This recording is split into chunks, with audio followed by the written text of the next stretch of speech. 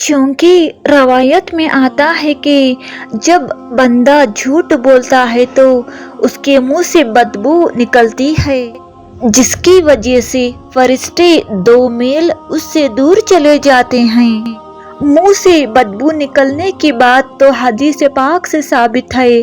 اگر جھوٹ بولنے والے کے منہ سے بدبو نکلتی ہے اور فرشتے دور چلے جاتے ہیں تو پھر ایسا بدبودار بندہ اللہ کے قریب کیسے ہو سکتا ہے؟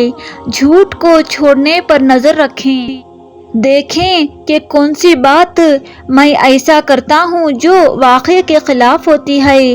مزید برآں مجھے جھوٹ کیوں بولنا پڑتا ہے؟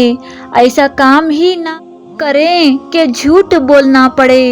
عاجز نے ایک مرتبہ کسی بزرگ سے پوچھا کہ حضرت کوئی طریقہ بتا دیجئے کہ انسان مستجاب الدعوات بن جائے۔ عمر چھوٹی تھی، اسکول کی عمر تھی۔ وہ پہلے تو دیکھ کر ہنسے، پھر فرمانے لگے، بچے قریب آؤ۔ تو عاجز قریب گیا، فرمانے لگے، جس کی زبان سے ہمیشہ سچ نکلتا ہے اللہ تبارک تعالیٰ اس کی زبان سے نکلی ہوئی ہر بات کو سچ کر دیتا ہے۔ دوبارہ سنیے، جس زبان سے ہمیشہ سچ نکلتا ہے اس زبان سے نکلی ہوئی ہر بات کو اللہ سچ فرما دیتا ہے۔ سبحان اللہ۔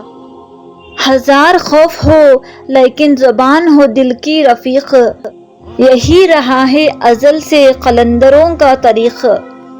اللہ پاک ہم سب کو جھوٹ بولنے سے بچائے، آمین ثم آمین۔